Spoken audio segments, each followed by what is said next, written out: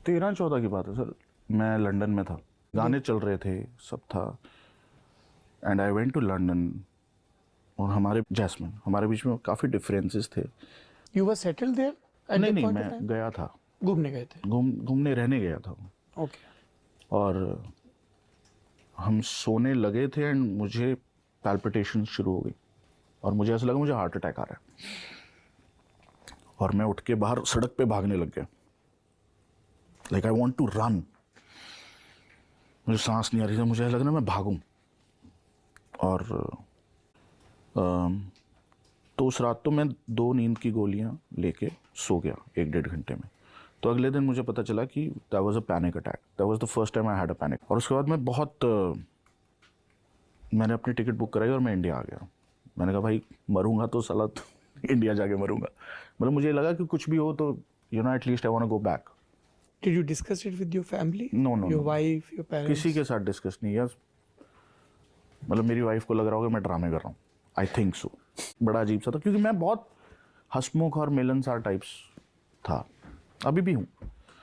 But then मैं India आया। मुझे याद है मैं सुबह सुबह पूछा था, मम्मी आई थिंक स्कूल जा रही थी और मैं वहाँ आया और मैं सोया और मैं 1-1.5 घंटे में उठ गया। एक किक सी लग सोते सोते कि जब मैं प्लेन में भी बैठा था तब भी मेरे को एंग्जाइटी हो रही थी बहुत ज़्यादा। और आधे रास्ते में फुल पसीना पसीना हो गया मैं बहुत ज़्यादा। और वो मेरे को पैसेंजर को लग रहा था मैं प्लेन उड़ा दूंगा, मैं कुछ आई वॉज बिहेविंग डिफरेंटली। फिर मैंने फ़ोन निकाला, मैं गाना लिखना शुरू हुआ। फिर इंडिया आया, नींद नहीं आ रही थी, एकदम से उठ रहा था।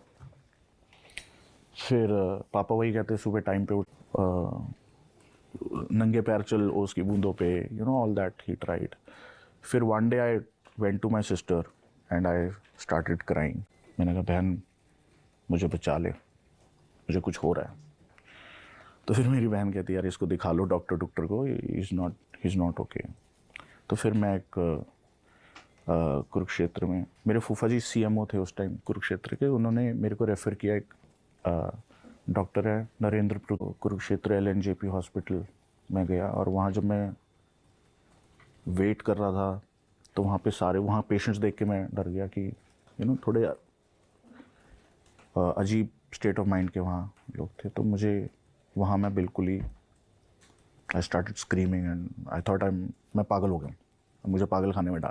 फिर वहाँ से मेरी मेडिकेशन शुरू हुई, एंग्जाइटी डिसऑर्डर और डिप्रेशन की, जो कि 6 महीने चली और फिर मैं ठीक हूँ।